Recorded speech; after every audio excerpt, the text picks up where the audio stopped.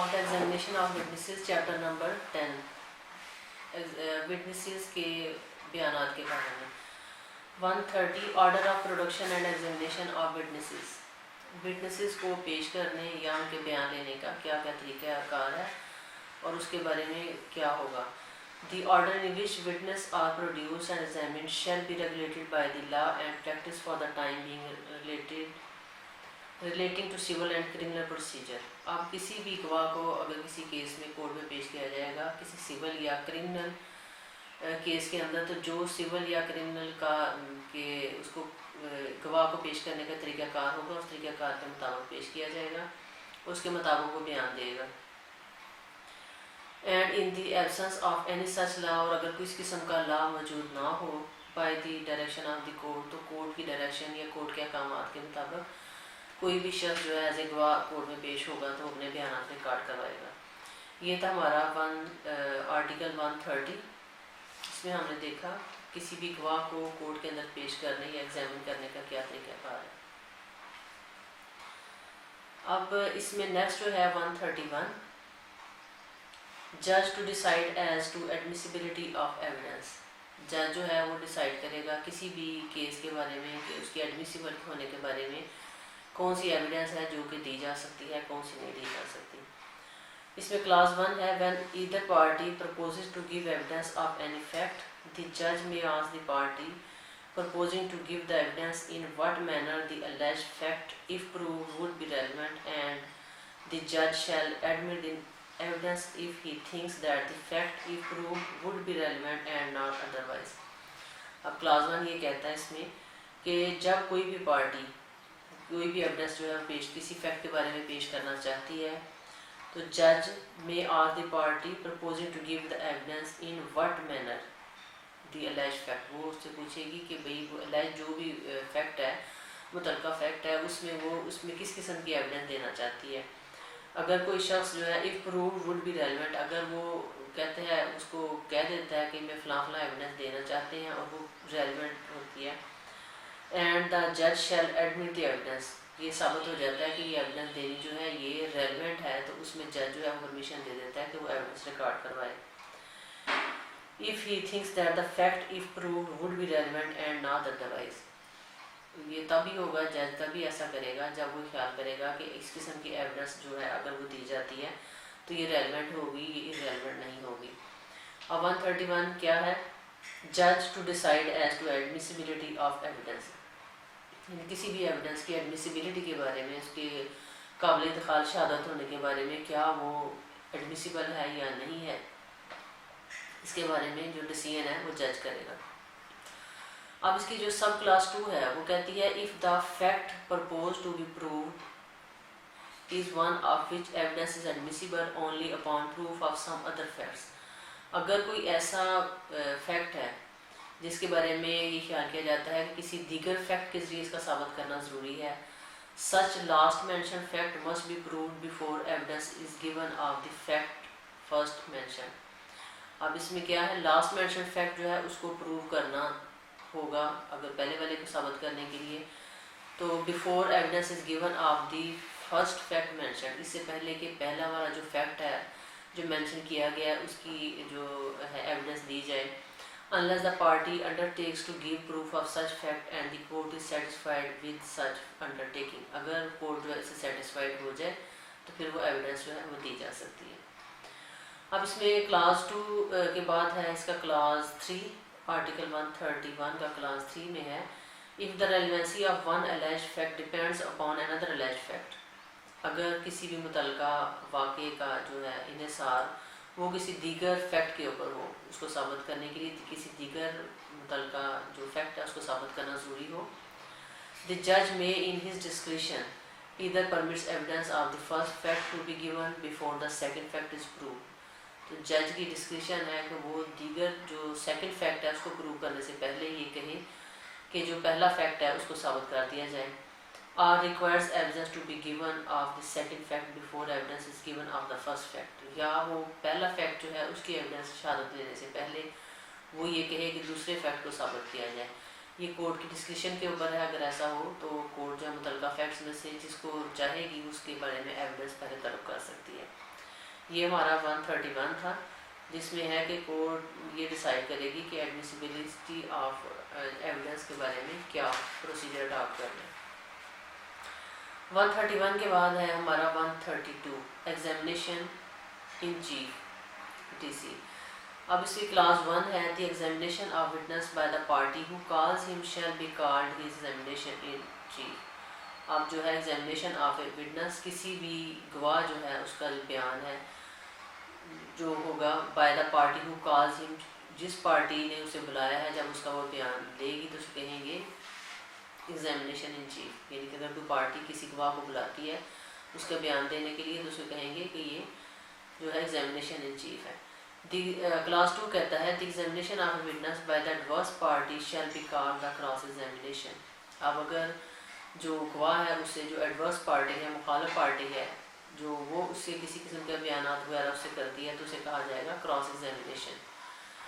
Class 3 है 132 की class 3 में है the examination of a witness subsequent to the cross examination by the party who calls him shall be called his re examination. अब अगर examination of witness, किसी भी witness का जो बयान है वो लिया जाता है subsequent to the cross examination, cross examination के बाद अगर किसी शख्स का जो है दोबारा किसी विटनेस का बयान लिया जाता है तो उसे कहा जाएगा ये है री एग्जामिनेशन। अब इसमें हमने देखा क्लास 1 जो है एग्जामिनेशन इन चीफ के बारे में है, और 132 की क्लास 2 जो है वो एग्जामिनेशन क्रॉस एग्जामिनेशन के बारे में है, और जो क्लास 3 है वो री एग्जामिनेशन के बारे में। इसके बाद हमारा आता है आर्टिकल 133। 133 है ऑर्डर ऑफ एग्जामिनेशन, यानी कि एग्जामिनेशन के बारे में क्या ऑर्डर होगा, विटनेस एग्जामिनेशन के बारे में क्या ऑर्डर होगा। Witness shall be first examine in chief, then if the adverse party so desires cross-examined, then if the party calling him so desired re-examined। अब witness shall be first chief in examination in chief, जो सबसे पहले होगा जो भी witness होगा उससे examination in chief किया जाएगा, यानी कि उससे उसका बयान रिकॉर्ड करवाया जाएगा। उसके बाद क्या होगा, if the adverse party to desires, अगर दूसरी पार्टी जो है वो इस चीज़ की ख्वाहिश रखे तो फिर क्रॉस एग्जामिन होगा। और उसके बाद then if the party calling him so desire तो री-एग्जामिनेशन होगा, यानी कि पहले किसी विटनेस का जो है वो बयान रिकॉर्ड करवाया जाएगा, उसके बाद जो है उसमें क्रॉस एग्जामिनेशन होगी, जिरा होगी। जिरा के बाद जो है अगर वो पहले जो पार्टी है जिसका वो गवाह है अगर वो उसकी री-एग्जामिनेशन करवाना चाहती है, दोबारा उसका बयान रिकॉर्ड कराना चाहती है तो फिर वो पार्टी जो है उसका बयान रिकॉर्ड करवाएगी। अब इसमें क्लास 2 है the examination and cross examination must relate to relevant facts but the cross examination need not be confined to the fact to which the witness testified on examination in chief. अब जो examination and cross examination है ये है must relate to relevant facts. जो examination है and cross examination है वो relevant facts के बारे में होंगे, रेलेवेंट फैक्ट्स से मुताल्लिक होंगे, लेकिन the cross examination need not be confined to the fact to which the witness testifies on his examination in chief। लेकिन ये ज़रूरी नहीं है कि जो क्रॉस एग्जामिनेशन के अंदर है उसकी एग्जामिनेशन इन चीफ के जो क्वेश्चन पूछे गए हैं सिर्फ उन्हीं तक महदूद रहा जाए, उनके अलावा भी क्वेश्चन पूछे जा सकते हैं। इसमें क्लास 3 है the re examination shall be directed to the explanation of matter refer to in cross examination and if new matter is by permission of the court introduced in re-examination, the adverse party may further cross-examine then matter। The re-examination अब तो है इसका class 3 article 133 का, वो कहता है the re-examination shall be directed to the explanation of matter। अब re-examination जो है वो किसी मैटर को जो कि एग्जामिनेशन चीज में बयान किया गया था उसको एक्सप्लेन करने के लिए की जाएगी। Refer to in cross examination जिसका भी क्रॉस एग्जामिनेशन के साथ भी ताल्लुक होगा, and if new matter is by permission, अगर कोई ऐसा क्रॉस एग्जामिनेशन के दौरान कोई ऐसा न्यू मैटर्स अराइज हो जाता है जिसके लिए पर ये समझा जाता है कि री एग्जामिनेशन जो है ज़रूरी है तो लिहाजा री एग्जामिनेशन की जाएगी by the permission of the court, लेकिन इसके लिए क्या है कोर्ट की परमिशन जो है वो लाजमी है। In re examination the adverse party में further cross examine then that matter. अब जो है जब ये री एग्जामिनेशन हो जाएगा तो उसके बाद अगर दूसरी पार्टी जिसने कि क्रॉस एग्जामिन किया होगा, जिरा की होगी, वो भी कोर्ट की इजाज़त के साथ दोबारा क्रॉस एग्जामिन कर सकती है। ये था हमारा आर्टिकल 133 जिसमें हमने देखा ऑर्डर ऑफ एग्जामिनेशन की एग्जामिनेशन किसी भी गवाह के एग्जामिनेशन का क्या तरीक़ाकार होगा। 133 के बाद है हमारा आर्टिकल 134। 134 है cross examination of person called to produce a documents. अब अगर कोई ऐसा शख्स है जिसको कि बुलाया जाता है कि प्रोड्यूस अ डॉक्यूमेंट, किसी डॉक्यूमेंट को पेश करने के लिए अगर किसी शख्स को बुलाया जाता है तो उसके बारे में क्रॉस एग्जामिनेशन क्या होगा। A person summoned to produce a document does not become a witness by the mere fact that he produced it and cannot be cross-examined unless and until he is called as a witness। अब अगर किसी शख्स को समन किया जाता है कि वो कोर्ट में आके कोई डॉक्यूमेंट जो है उसको पेश करे कोर्ट के अंदर, तो इस वजह पर इससे हम ये नहीं कह सकते वो विटनेस नहीं बन जाता। इस पर ये नहीं हो सकता कि हम उसको कहें कि ये एज ए विटनेस है, उसने सिर्फ उस डॉक्यूमेंट को प्रोड्यूस करना है। अब ये है कि and can not be cross examine, इसी तरह उसके ऊपर क्रॉस एग्जामिन भी नहीं होगा, यानी कि एज ए विटनेस वो चूँकि कोर्ट में नहीं आया लिहाजा उसके ऊपर किसी किस्म का क्रॉस एग्जामिन भी नहीं होगा जब तक कि उसे एज ए विटनेस उस केस के अंदर ना बुलाया जाए। ये था हमारा आर्टिकल 134। 134 के बाद है article 135 witness to character. The witness to character में भी cross examine and re examine. अब विटनेस टू करैक्टर जो है उसको क्रॉस एग्जामिन भी किया जा सकता है और री एग्जामिन भी किया जा सकता है, यानी कि उससे क्रॉस एग्जामिन से जिरा भी की जा सकती है और उससे री एग्जामिन दोबारा जो है री एग्जामिन चीफ एग्जामिनेशन के बाद री एग्जामिनेशन भी की जा सकती है। इसके बाद है हमारे 136 लीडिंग क्वेश्चंस। लीडिंग क्वेश्चंस के बारे में बताया गया 136 में। 136 कह रहा है any question suggesting the answer which the person putting it wishes or expects to receive is called a leading question। अगर कोई भी शख्स जो है वो क्वेश्चन किस शख्स से पूछता है, उसकी ख्वाहिश होती है कि उसकी मर्ज़ी का क्वेश्चन या आंसर जो है वो रिसीव करे, वो हासिल करे, तो उसको हम कहेंगे ये लीडिंग क्वेश्चन है। इसके बाद है 137 when leading question must not be asked. अब ये है कि 137 ये कहता है कि कौन से ऐसे लीडिंग क्वेश्चन हैं जिनको कि नहीं पूछा जा सकता। इसकी क्लास 1 है leading question must not if objected to by the adverse party be asked in an examination in chief.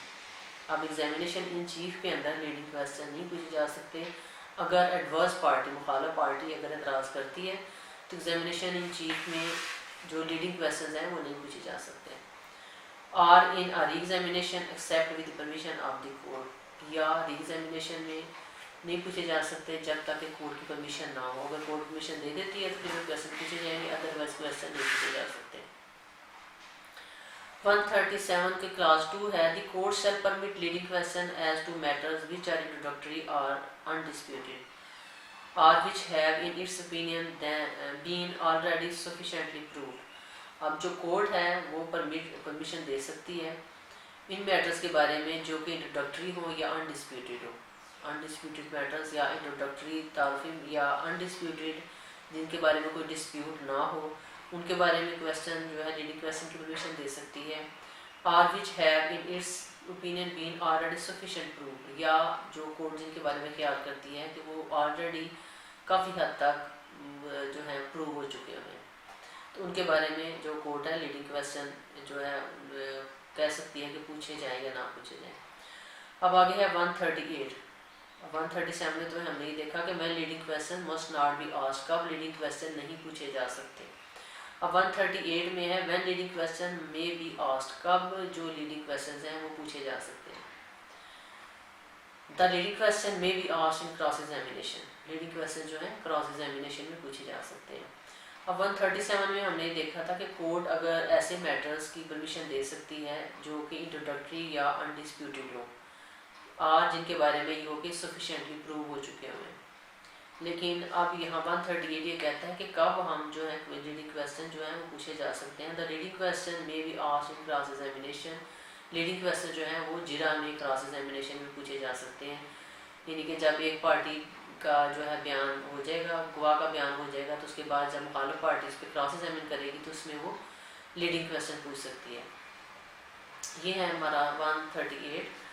138 के बाद हमारा आर्टिकल है 139। 139 है evidence as to matter in writing. In writing यानी कि लिखे हुए जो चीज़ें होंगी, लिखे हुए जो मामलात होंगे, उनके बारे में evidence. Any witness may be asked wild under examination whether any contract, grant or other deposition of property as to which he is giving evidence was not contained in a document। अब किसी भी witness से ये सवाल पूछा जा सकता है जब वो अपने बयान कलमबंद करवा रहा है, अपना बयान दे रहा है, तो उससे किसी कॉन्ट्रैक्ट के बारे में, किसी ग्रांट के बारे में या किसी प्रॉपर्टी की तफसील के बारे में पूछा जा सकता है कि जो चीज़ वो कह रहा है वो इसके अंदर डॉक्यूमेंट के अंदर मौजूद नहीं है।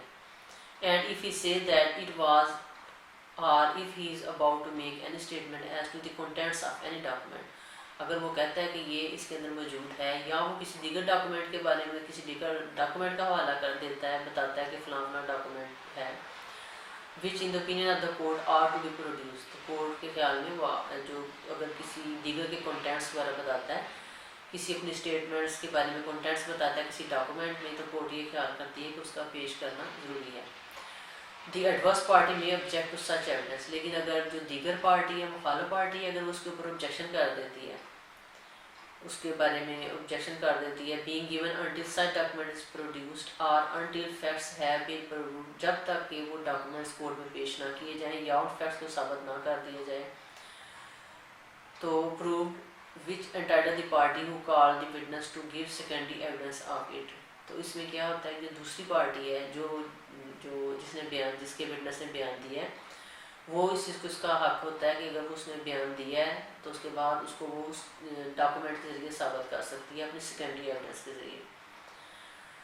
एक्सप्लेनेशन ए में बताया गया है 139 की एक्सप्लेनेशन ए है a witness may give oral evidence of statement made by other persons about the contents of document if such statements are in themselves relevant facts.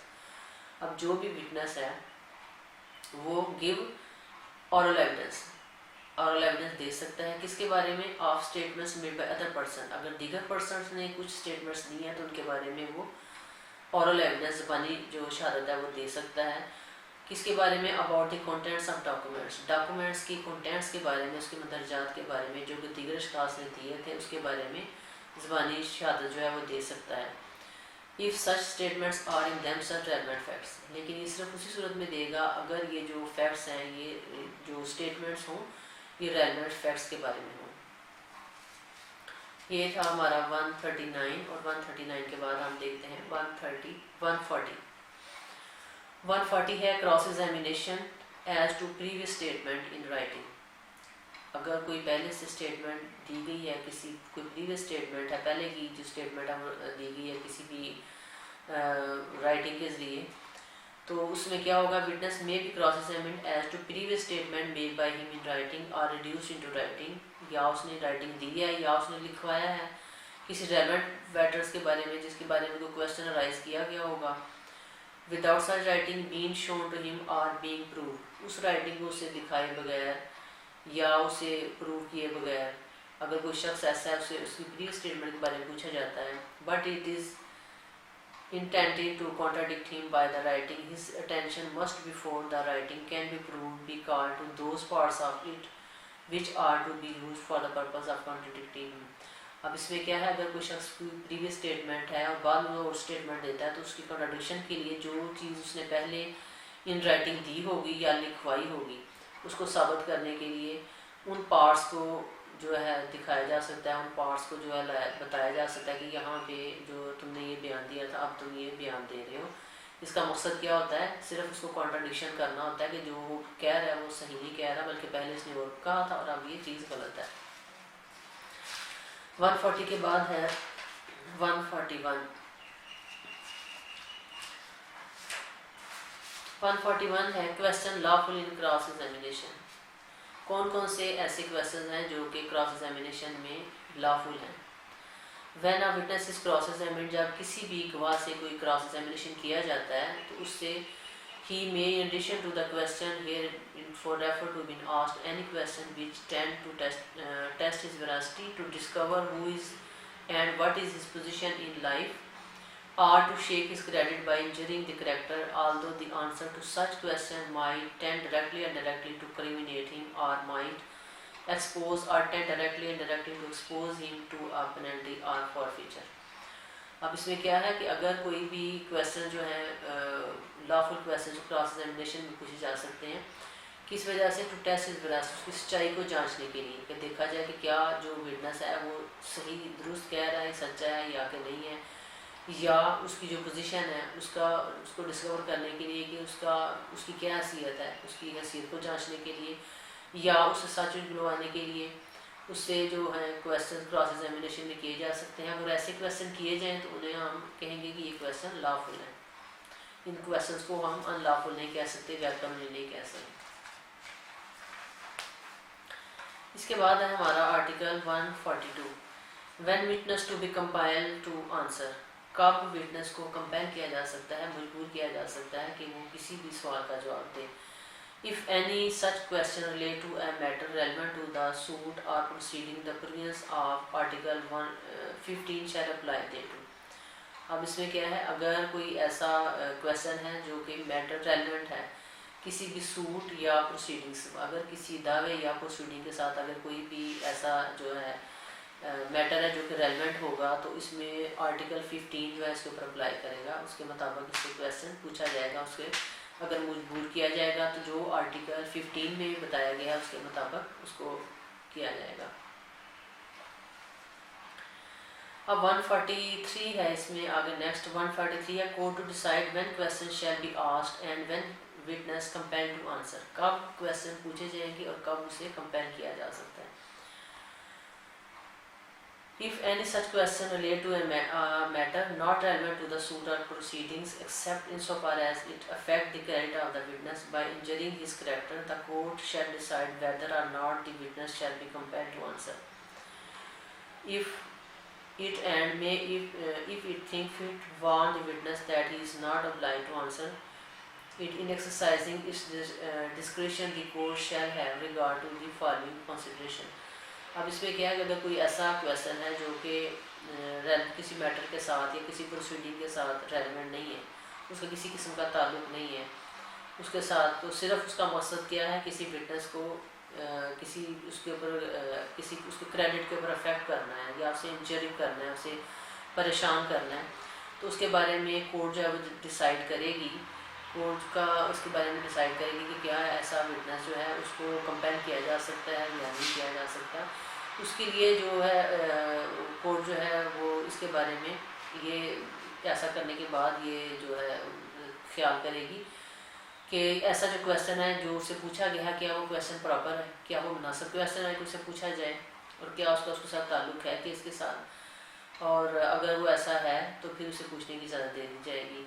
इसके अलावा देखा जाएगा कि क्वेश्चन जो है अगर वो इम्प्रॉपर क्वेश्चन है, उसका मकसद सिर्फ जो है उस जो मैटर्स के बारे में एविडेंस दे रहा है उसके साथ उसका कोई ताल्लुक नहीं है, उसके साथ उसका दूर का ताल्लुक है, तो ये सारे मैटर्स जो हैं इसको देखेगी क्या उसके साथ उसका ताल्लुक है या नहीं है।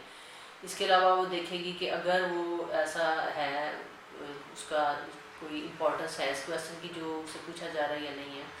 इन सारी चीज़ों को मद्देनज़र रख के उसके बाद कोर्ट जो है वो उसके करेगी कि इसको बयान दिया जाए या कि नहीं दिया जाए। अगर वो जस्ट ये है कि सिर्फ उसको परेशान करने के लिए किया जाएगा तो ऐसा क्वेश्चन जो है पूछने की कोर्ट परमिशन नहीं दी जा सकती।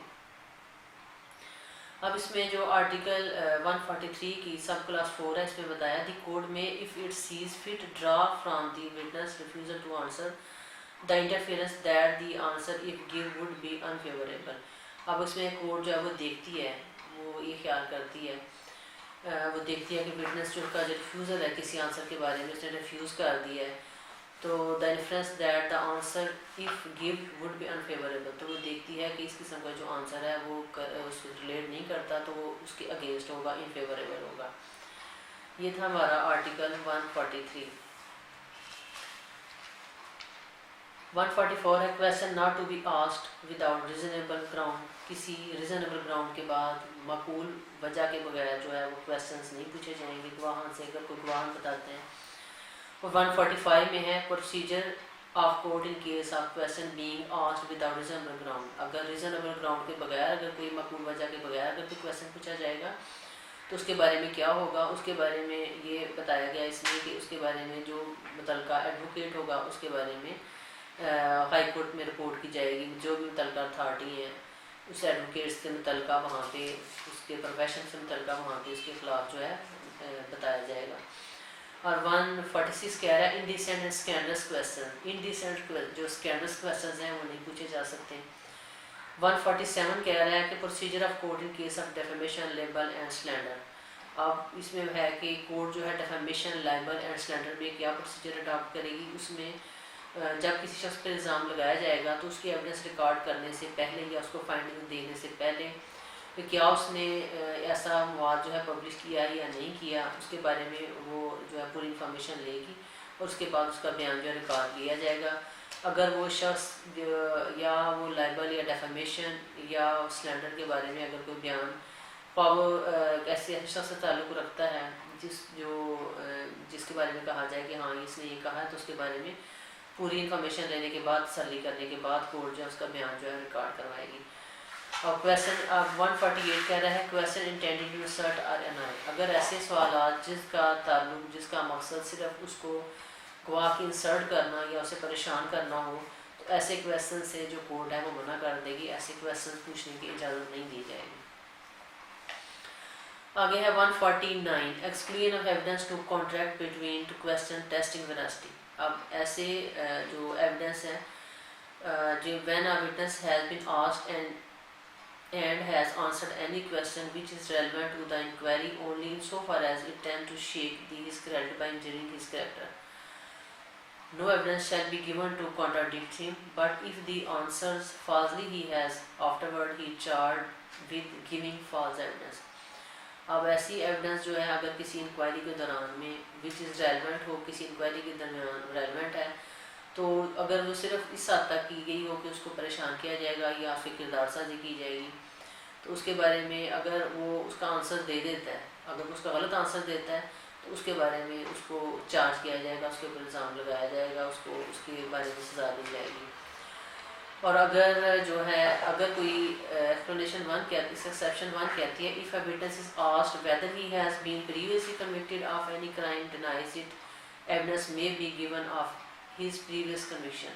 अगर कोई शख्स है वो कहता है कि उसने ये कोई जुर्म जो है पहले कन्विक्टेड था और किसी क्राइम के बारे में उससे इनकार करता है, तो अगर कोई एविडेंस ऐसी हो तो उसकी प्रीवियस कन्विक्शन को साबित किया जा सकता है।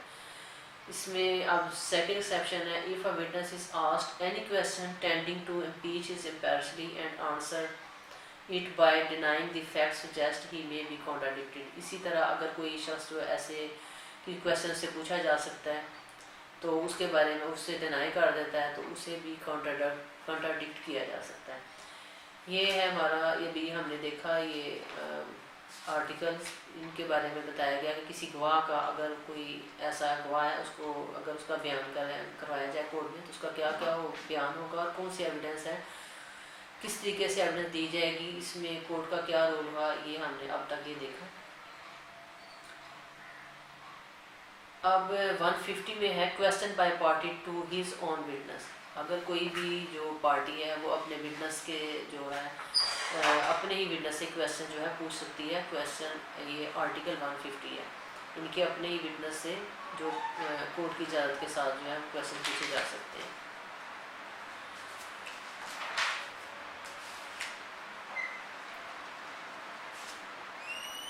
आज के लिए इतना ही। अब नेक्स्ट 151 से जो मज़ीद है इसको आप नेक्स्ट लेक्चर में इंशाल्लाह आपको बताऊंगी। अब तक के लिए इतना ही। अल्लाह हाफ़िज़।